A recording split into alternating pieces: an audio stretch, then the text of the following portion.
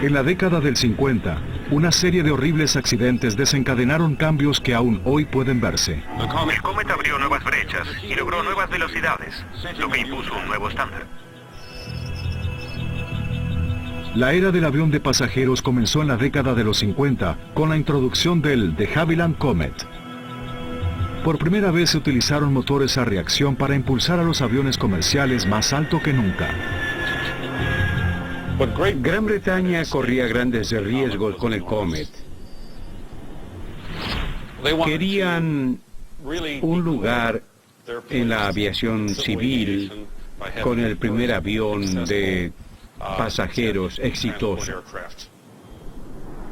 Pero menos de 2 años después de su vuelo inaugural, la brillante joya de la aviación británica se desintegró en el aire.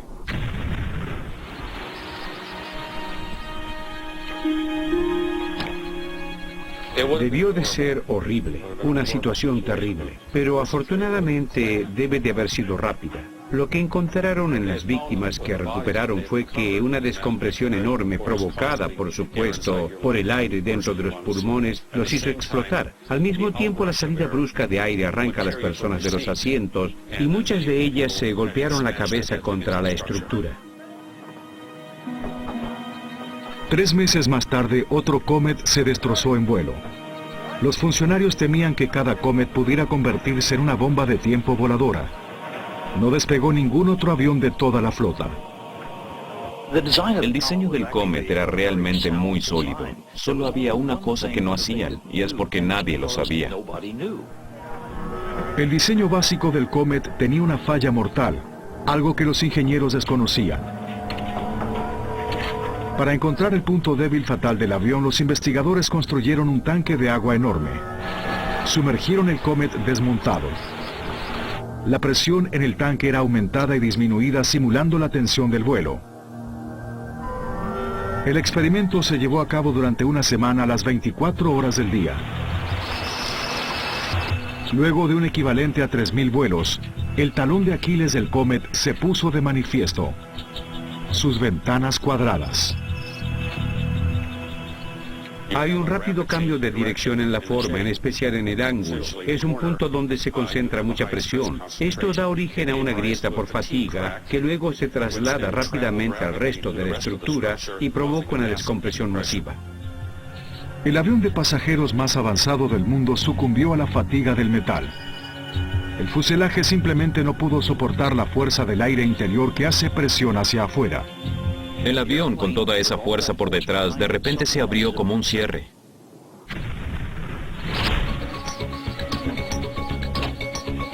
Los aviones que se construyen en la actualidad son más seguros debido al desastre del que fue víctima el Comet.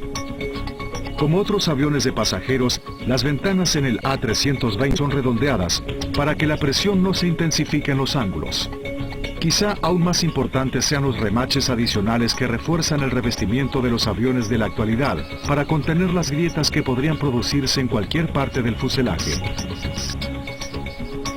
Está diseñado para que la grieta vaya hasta la primera hilera de remaches y se detenga por completo. Es una estructura más segura. Nunca puede abrirse por sí sola. Pero 34 años después del accidente del Comet, los fabricantes de aviones se enfrentaron a otro desastre trágico. Los remaches adicionales que supuestamente salvarían vidas no pudieron soportar la implacable fuerza de la presión del aire sobre el metal. Un conocido mío que trabaja para la Agencia Federal de Aviación me dijo: después del accidente tuve que tirar a la basura casi todo lo que sabía sobre metalúrgica y volver a empezar.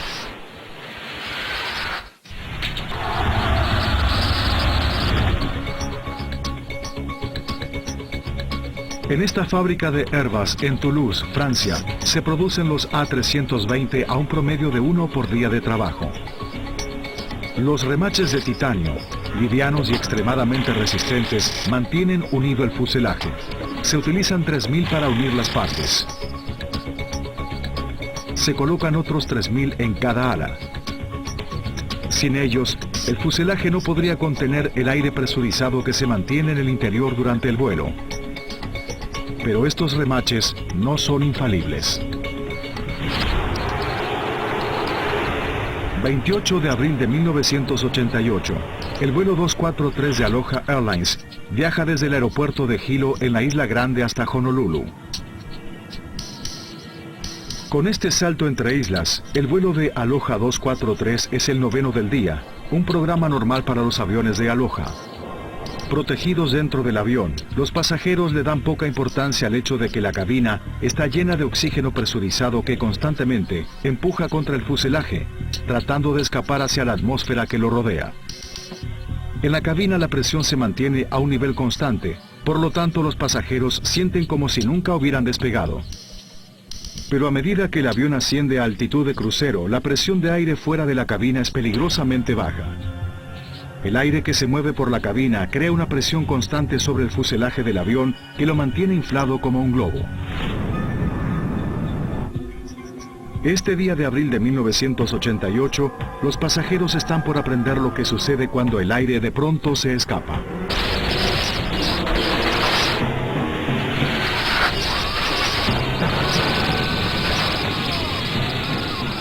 Vi un destello de luz y sentí una explosión. ¡Pum! Todo fue arrastrado fuera del avión. El vuelo de Aloha 243 sufrió lo que los expertos denominan una descompresión explosiva. El aire del interior del avión que hace que el vuelo sea posible se escapa en un instante horroroso. Se pierden 35 metros cuadrados de fuselaje. Imaginen la escena. La parte superior del avión se desprendió. En la cabina hay vientos de 480 kilómetros por hora, equivalentes a 4 veces la fuerza de un huracán. Esa gente no estaba vestida para una temperatura de 50 grados bajo cero. A 7.300 metros de altura, durante el tiempo que sea, esa gente moriría. El capitán Bob Schornsteimer comienza un descenso de emergencia bajando 20 metros por segundo. La tensión sobre la nave dañada amenaza con partirla.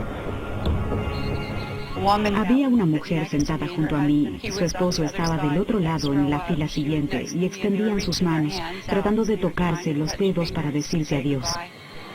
Contra increíbles posibilidades, la tripulación aterrizó el avión magullado y estropeado.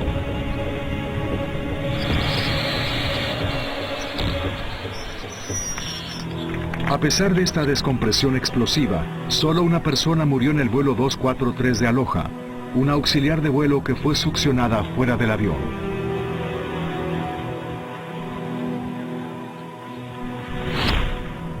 Jim Wiley investiga el accidente para la Junta Nacional de Seguridad de Transporte. En su laboratorio, Wiley hace un descubrimiento alarmante. Revisando algunas de las partes del fuselaje del avión, encuentra una serie de grietas delgadas que se encuentran junto a los agujeros creados por los remaches y que son apenas visibles a simple vista, pero son signos clásicos de fatiga en el metal. Un avión no es un tubo sólido. Está diseñado para ser mucho más flexible, para mantener la presión que los pasajeros necesitan para disfrutar del vuelo. El fuselaje del avión en realidad respira, se expande y se contrae dependiendo de la altitud.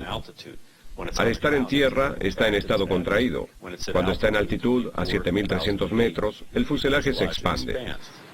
Por lo tanto, el avión varía constantemente. Esa es la presurización. Eso debilita la estructura luego de un largo tiempo.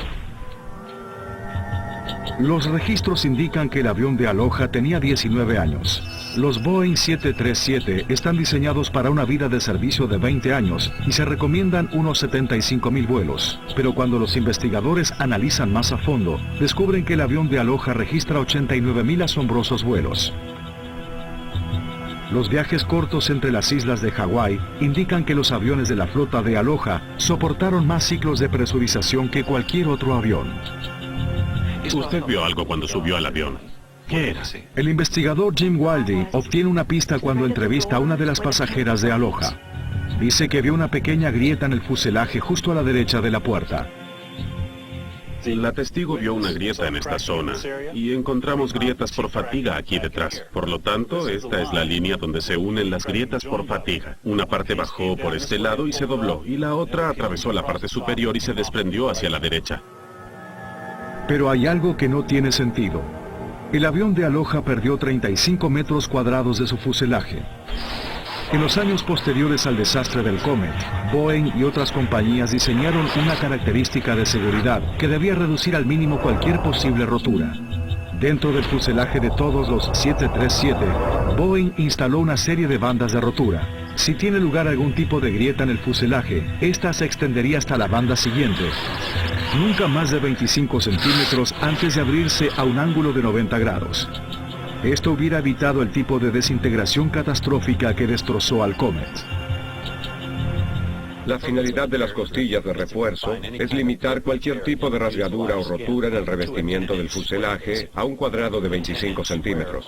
Este tamaño permite una descompresión controlada y limita cualquier daño estructural a un área muy pequeña.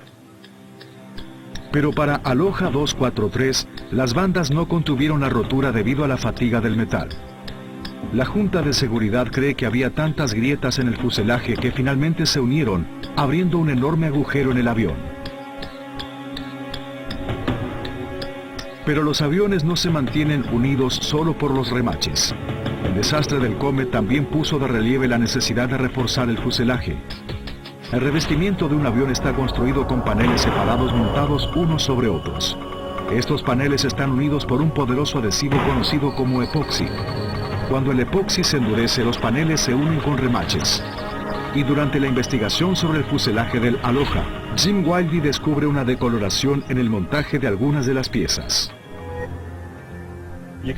Podemos ver el material oscuro, que es el epoxi que se utilizó para unir las dos partes. El material blanco que se ve aquí es el daño por corrosión del revestimiento de aluminio del fuselaje. El clima de Hawái es ideal para los turistas, pero es duro para los aviones. El aire del océano es húmedo y cargado de sal. Puede corroer hasta el epoxi industrial. Los investigadores se enteraron de que Boeing, la empresa que construyó el Aloha 243, emitió numerosas advertencias por escrito acerca del epoxi. Si este no se aplica a la temperatura correcta, si los paneles tienen humedad o suciedad sobre ellos, la adherencia puede fallar. Boeing recomendaba inspecciones regulares minuciosas, pero los trabajadores de Aloha no informaron ningún problema con el epoxi. Tampoco vieron que el epoxi estuviera comprometido, o si lo vieron, no fue reparado. El accidente de Aloha fue otro paso para hacer más seguros los aviones de pasajeros. Es importante aprender siempre de los errores. Siempre es importante aprender lecciones de ellos. Y ese fue el caso con la ingeniería aeronáutica. La historia de Aloha fue una lección brutal sobre los peligros de la fatiga del metal, pero no fue el último ejemplo de la potencia de la presión en la cabina.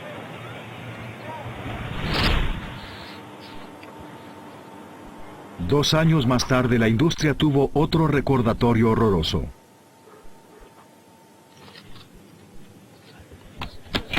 Damas y caballeros, les habla el capitán Jim Lancaster. Bienvenidos a bordo de este vuelo de British Airways a Málaga. 10 de junio de 1990. El vuelo 5390 de British Airways parte de Birmingham, Inglaterra hacia España con 87 pasajeros a bordo. 148 kilómetros por hora.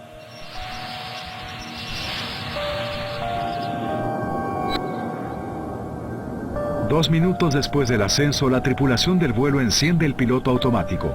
El capitán Tim Lancaster se quita sus cinturones de seguridad. Entré a la cabina de mando para preguntarles a Tim y a Alastair qué querían beber. ¿Quieren tomar un té? Por favor, lo de siempre. Minutos más tarde, a 5.200 metros, el avión está muy cerca de su altitud asignada. Entonces, como si se descorchara una botella de champaña, el parabrisas se desprende de su marco.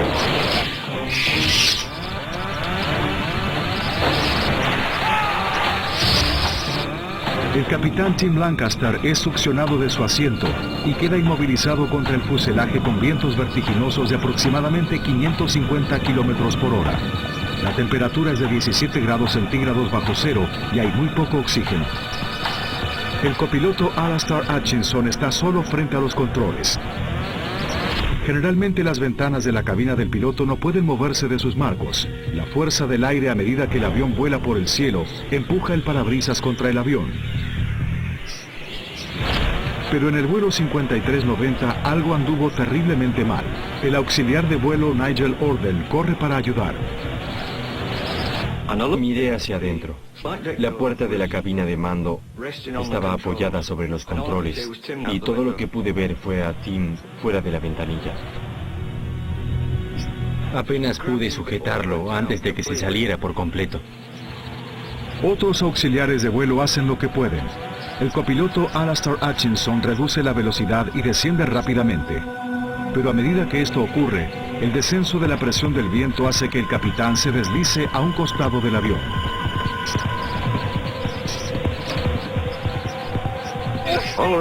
Todo lo que recuerdo son los brazos de Tim sacudiéndose. Sus brazos parecían de casi 2 metros. Nunca olvidaré que sus ojos estaban bien abiertos. Su rostro golpeaba el costado de la ventanilla lateral, pero no parpadeaba. Pensé para mis adentros y le dije a John, creo que está muerto. Creo que está muerto. 35 minutos después de despegar, Hutchinson aterriza su avión sin problemas.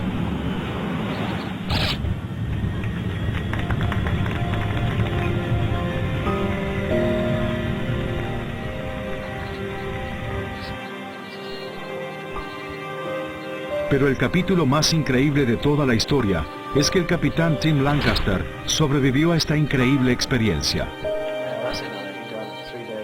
Recuerdo ver el parabrisas saliéndose del avión, luego se desprendió como una bala y desapareció en la distancia. Estaba totalmente consciente de que me levantaba del asiento. Todo parecía completamente surrealista. Sabía que estaba fuera del avión. Recuerdo que veía la cola. Puedo recordar cómo giraban los motores y luego no recuerdo mucho más. Tim Lancaster estuvo sujeto fuera del avión durante más de 20 minutos. Sus heridas fueron sorprendentemente menores. Fracturas de hueso en su brazo y su muñeca derechos, congelación y shock. 5 meses después, Tim Lancaster volaba nuevamente.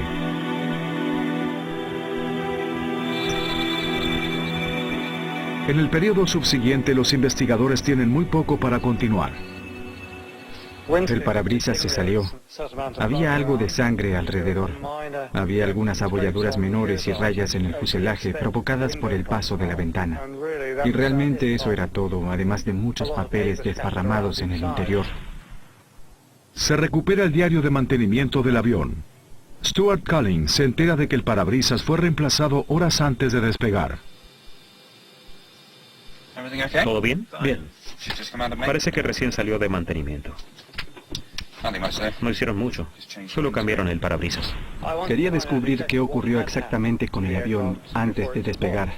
A comienzo de la investigación se encuentra el parabrisas que se desprendió. Contiene una curiosa prueba.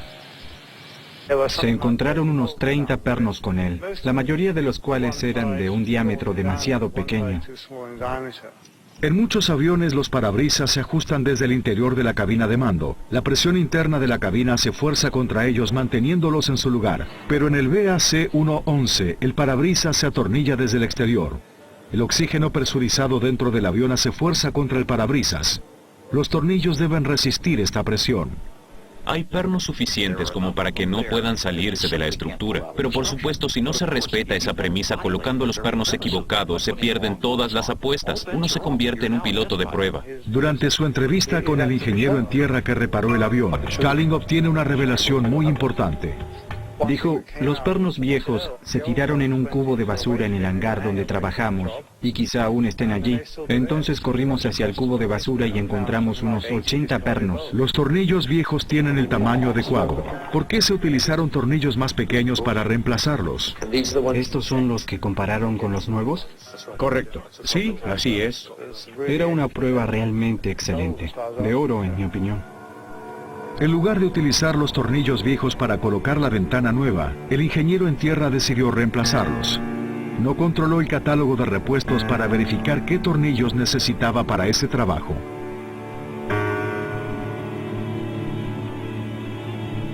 Buen día.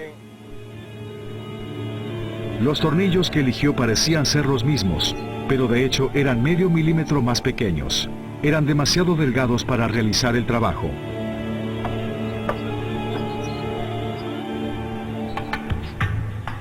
Temprano por la mañana, trabajando dentro del hangar, el ingeniero no pudo notar la diferencia. Horas más tarde, el parabrisas cedió.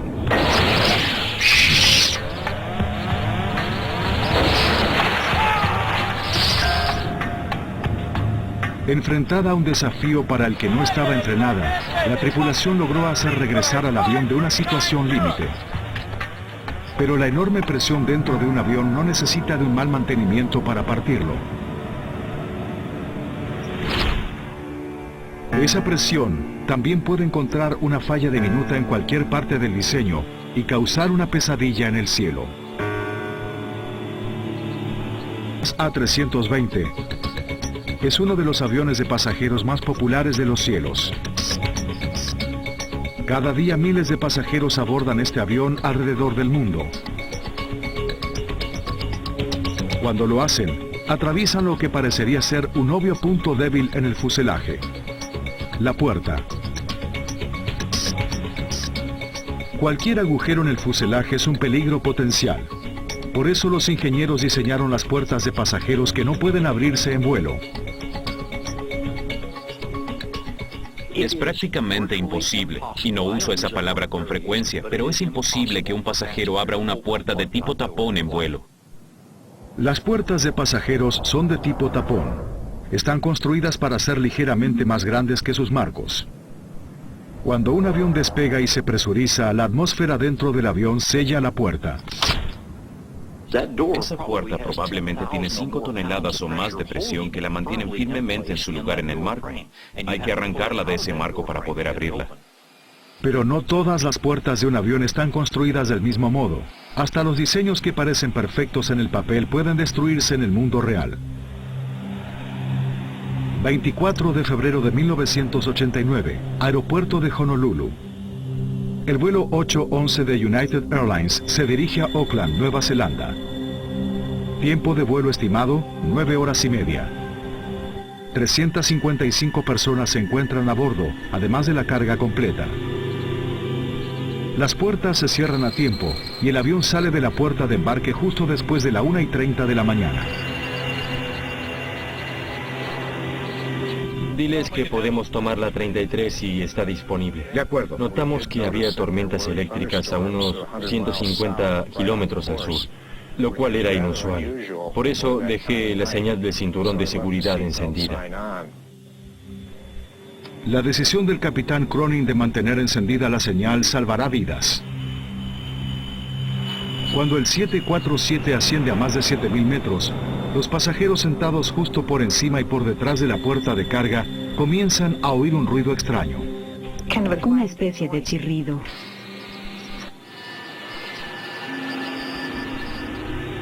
Oí un ruido sordo. ¿Qué es eso? Y el siguiente nanosegundo fue un verdadero pandemonio.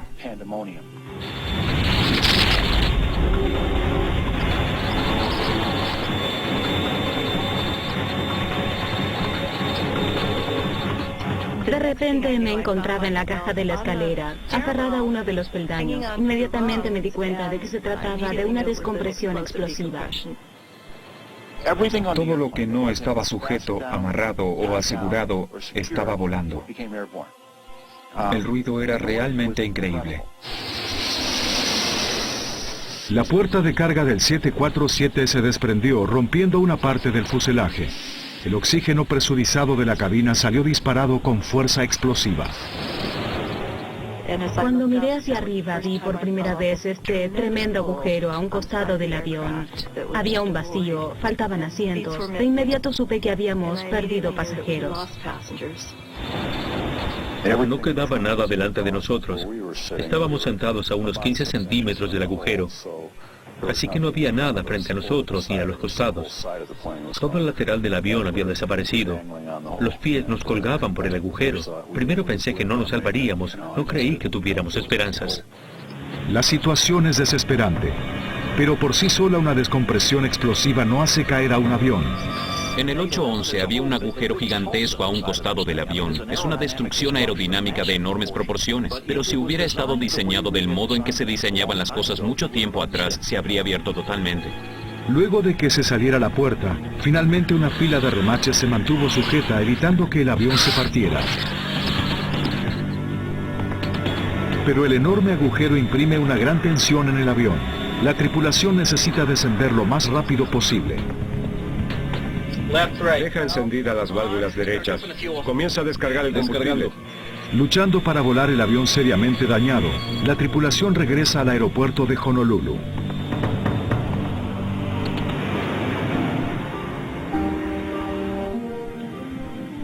Y de repente desacelerábamos y desacelerábamos. Pensé, Dios mío, aterrizamos, estamos en tierra. Fue probablemente mi mejor aterrizaje. Cuando finalmente nos detuvimos en la pista, desplegamos los 10 toboganes y los auxiliares de vuelo evacuaron a todos los pasajeros. Gracias a la experimentada tripulación, el vuelo 811 de United Airlines aterrizó con todos los pasajeros a bordo vivos.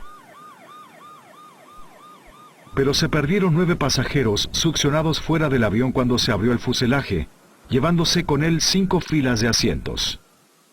Uno de esos pasajeros era un neozelandés que regresaba a casa, Lee Campbell. Recibimos una llamada desde Chicago. Nos dijeron que lamentaban informarnos que nuestro hijo estaba desaparecido, presumiblemente muerto. Tras la trágica muerte de su hijo, Kevin y Susan Campbell emprendieron una misión internacional para descubrir exactamente por qué la puerta se salió del avión. Lee no pudo morir inútilmente. Teníamos que descubrir por qué ocurrió y asegurarnos de que nunca volviera a suceder. 2 meses después del accidente, la Junta Nacional de Seguridad de Transporte mantiene audiencias preliminares.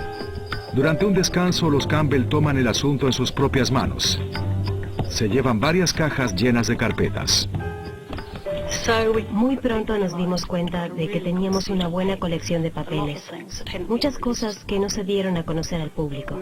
En este momento éramos capaces de comenzar nuestra investigación en serio. Los documentos no publicados revelaron una serie de problemas con la puerta de carga delantera del 747 que se remontaban a su diseño original. Las puertas de pasajeros son de tipo tapón, pero la mayoría de las puertas de carga de los aviones se abren hacia afuera. Esto aumenta el espacio para el equipaje y otras cargas. Cuando el avión cobra altitud, la presión interior hace fuerza hacia afuera contra la puerta. Para evitar que la puerta se abriera, Boeing instaló lo que se creía era un sistema de cierre infalible. Lo que hicieron fue incorporar redundancias múltiples para asegurarse de que la puerta cerrara con un pasador y no se abriera. Y se llegó hasta un punto en que era extremadamente improbable que la puerta se abriera. La investigación de los Campbell sacó a la luz 2 serias fallas con las puertas de carga del 747. La primera tenía que ver con el sistema de cierre. Para cerrar las puertas de carga, unos motores eléctricos hacen girar los pestillos en forma de C alrededor de los pernos en el marco de la puerta. Luego una manija mueve los brazos o sectores de cierre sobre la parte superior de los pestillos en forma de C para evitar la reapertura. Pero en el vuelo 811, el sistema supuestamente infalible falló. Kevin Campbell construyó un modelo del pestillo de la puerta de carga del 747. Mostraba la primera falla mortal en el sistema de cierre. Los sectores de cierre de aluminio no podían sostener los pestillos en forma de C en su lugar si los seguros comenzaban a abrirse solos. Con los sectores de cierre de aluminio, si los pestillos en forma de C trataban de abrirse eléctricamente, simplemente empujaban el sector de cierre y lograban abrirse. No estaban listos para cumplir con el trabajo para el que estaban diseñados. ¿Pero qué haría que los pestillos en C se abrieran? Los Campbell no tenían la respuesta, pero sabían que estaban próximos a descubrirla. Durante su investigación se enteraron de que 2 años antes del vuelo 811, un 747 de Pan Am que salió de Heathrow tuvo problemas de presurización cuando ascendía hasta una altura de crucero. El piloto se vio obligado a regresar. Cuando regresaron a Heathrow, encontraron que la puerta estaba abierta 2.5 centímetros en la base y que todos los pestillos estaban abiertos. Cuando llegó a la base de mantenimiento, descubrieron que los sectores de cierre estaban doblados o rotos. Los pasajeros de este vuelo tuvieron suerte. Sobrevivieron a un sistema de cierre defectuoso. Pero ¿por qué los pestillos en forma de C giraron y doblaron los sectores de cierre? Mientras los Campbell continuaban la investigación, aparece un informe de Panam que plantea un tema crítico con el sistema eléctrico de la puerta de carga. Cuando la manija exterior de la puerta de carga se coloca en la posición cerrada, un interruptor de cierre maestro debería desconectar el suministro de energía. Esto evitaría que los pestillos en forma de C giren. Pero algo funcionaba mal con el interruptor. La corriente pasaba a los pestillos de la puerta con la manija exterior cerrada, y estos comenzaban a moverse y a forzar los sectores de cierre hasta liberarlos. El interruptor defectuoso y los sectores de cierre débiles no eran buenos para el oxígeno presurizado dentro del avión.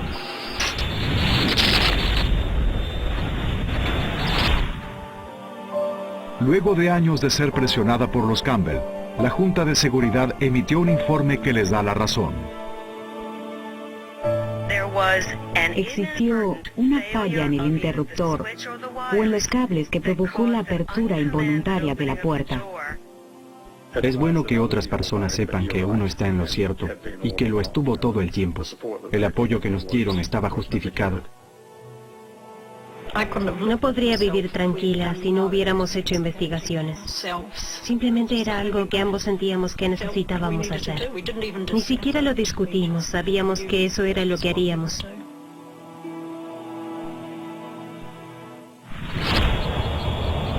Luego del vuelo 811 de United, se cambió el sistema de cierre de las puertas de carga de los Boeing 747. Se aumentaron las inspecciones. Se encontró y se eliminó otra causa potencial de la descompresión explosiva. Ese es un galardón para lo que aprendimos, no solo para Boeing, sino lo que todos aprendimos sobre mantenimiento, sobre estructuras, mantenimiento e inspección. Desde los primeros motores que impulsaron a los aviones a mayor altura en el cielo, la industria de la aviación luchó para aprovechar y contener la potencia mortal del oxígeno presurizado. Saben muy bien que una simple falla puede llevar a una terrible descompresión.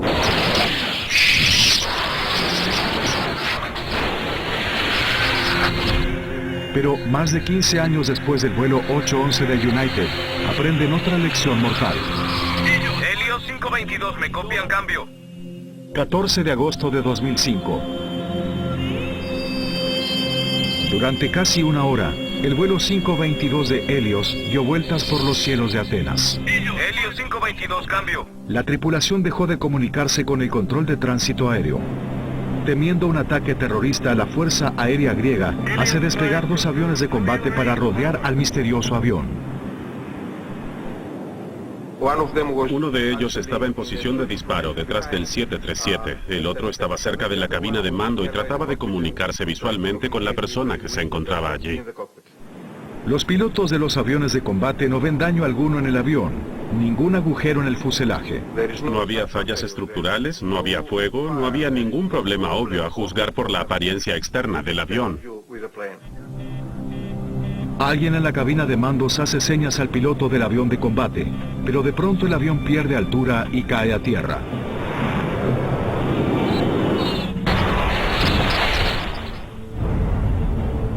Los 121 pasajeros a bordo mueren. Es el peor accidente aéreo en la historia de Grecia.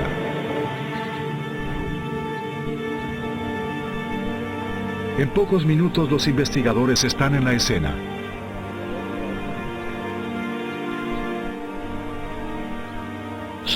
Cruzamos la colina y allí estábamos, haciendo frente a esta situación que iba más allá de cualquier descripción. Vi una amplia zona frente a mí que se quemaba.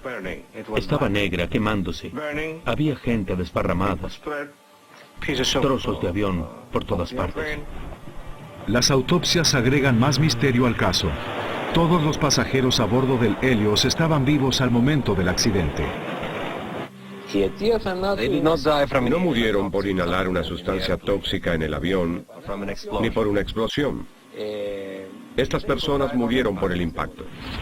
Pero si los pasajeros estaban vivos hasta el momento del impacto, ¿por qué no vio el piloto del avión de combate más actividad en el avión?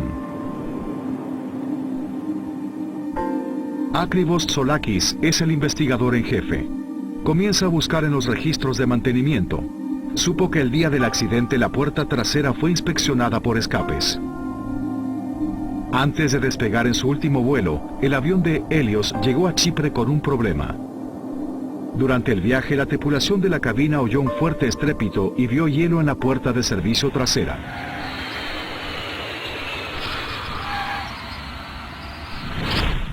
Para asegurarse de que no había ningún problema con el cierre de la puerta, el ingeniero hace una prueba de presurización buscando un escape. Explique nuevamente cómo probó la presión. Entré en la cabina de mando y cambié el interruptor de presurización a manual, cambiando la unidad digital de control de presión de automático a manual. Los motores del avión se apagan, de modo que el ingeniero utiliza la unidad de potencia auxiliar del avión para forzar el aire en la cabina. Es como buscar una fuga en un neumático. En este caso, lo que hay que hacer es presurizar el avión y utilizar un barómetro para supervisar la presión en el interior, y de este modo buscar posibles fugas. Un avión comercial de cualquier edad con un mantenimiento normal no es totalmente hermético, tiene fugas. De hecho, como pilotos, sabemos que ciertos aviones tienen más fugas que otros y que hay que aumentar la presurización. Luego de terminar la prueba de presurización, el ingeniero de tierra informa que el avión está en buenas condiciones. Pero el control digital de presión queda en la posición manual. Se suponía que volvería en el selector a la posición de automático. Si la tripulación no ve que el interruptor está en posición manual, el avión no presurizará de manera adecuada. El oxígeno disponible en el interior del avión será tan escaso como la atmósfera exterior. Los pasajeros estarán directamente expuestos a un ambiente mortal en el que no pueden sobrevivir. Una nueva producción. 14 de agosto de 2005. El peor desastre aéreo de la historia de Grecia dejó anonadada a la nación. Los investigadores analizan todos los horripilantes restos. Minutos después de las 9 de la mañana, el vuelo 522 de Helios partió desde Chipre hacia Atenas. La tripulación no tiene idea de que horas antes del despegue, durante una prueba de mantenimiento, un ingeniero de vuelo dejó el interruptor de presurización en modo manual. Tanto el capitán como el copiloto pasan por alto el hecho de que el avión no está listo para presurizar automáticamente. A medida que el vuelo 522 de Helios asciende, suena una alarma en la cabina de mando. ¿Qué es eso? ¿Advertencia de configuración? Es una advertencia de no presurización, pero suena idéntica a otra alarma. Los pilotos están confundidos. Es un error fundamental. La alarma sonó y fue malinterpretada. La mayoría de las tripulaciones de vuelo nunca oirán una alarma de no presurización en toda su carrera, porque es un hecho muy raro. Operaciones, este es el vuelo 522, cambio. Vuelo 522, ¿en qué puedo ayudarlos? Tenemos una advertencia de configuración del despegue. Perdón, ¿puede repetir? A medida que los pilotos tratan de resolver el problema con los ingenieros de tierra, el oxígeno para mantener la vida se escapa lentamente del avión. Finalmente las máscaras caen en la cabina, pero no en la cabina de mandos. La razón por la que no tienen despliegue automático de máscaras de oxígeno en la cabina de mando es que hay demasiadas cosas allí, y si algo sale de repente podría golpear interruptores que no debería. La tripulación no se da cuenta de que tienen un problema de presurización.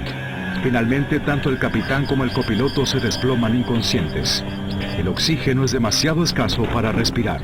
Nosotros somos los que deberíamos estar entrenados consecuentemente para comprender que si los oídos estallan o ocurre cualquier cosa que indique una despresurización, uno no debería hablar ni siquiera con su compañero antes de tomar la máscara y colocársela. Los pasajeros no saben que el avión vuela solo. En situaciones de emergencia, los generadores químicos encima de los asientos bombean oxígeno, pero hay una trampa. Estos generadores solo producen oxígeno suficiente durante aproximadamente 12 minutos. El problema con las máscaras de los pasajeros es que no están diseñadas para mantener oxigenada a una persona a una gran altitud, sino para proporcionar el oxígeno suficiente para sobrevivir hasta que los pilotos lleven al avión a menor altitud. Pero con ambos pilotos ya inconscientes, el avión de Helios no descendió. Por lo tanto, los pasajeros no podían respirar sin asistencia. En cambio, el avión voló con piloto automático hasta Atenas. Cuando la provisión de oxígeno se agotó, los pasajeros perdieron el conocimiento.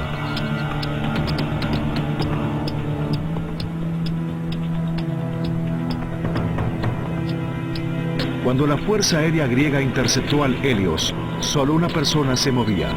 Posiblemente sobreviviendo con oxígeno envasado, el auxiliar de vuelo Andreas Prodromou aún estaba consciente cuando los aviones de combate se aproximaron. Logró llegar hasta la cabina de mando, pero no pudo salvar al avión. Control de Atenas, hay una persona moviéndose en la cabina de mando del Helios 522. Finalmente, cuando se les acabó el combustible, el Helios 522 se estrelló.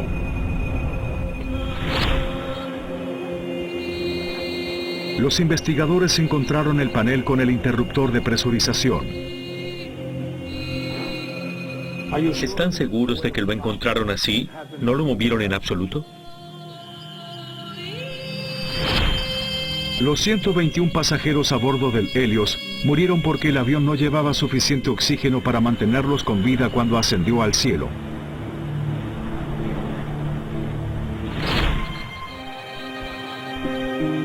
Pasaron más de 50 años desde el comienzo de la era de los aviones de pasajeros. 50 años en los que la industria aprendió, a veces de manera dolorosa, cómo volar más seguros a más de 10 kilómetros de altura. Cuando uno mira hacia atrás a todos los accidentes ocurridos en los últimos 20 años, en la mayoría estábamos forzando la frontera del conocimiento. Desafortunadamente, cuando tratan de rebasar los límites del diseño, se encontrarán problemas que no se previeron.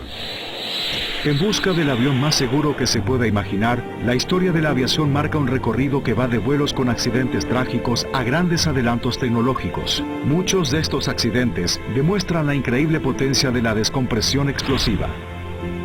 El Airbus A320 y cualquier otro avión de pasajeros que se construyan en la actualidad son definitivamente más seguros que los primeros aviones que volaron en la década del 50.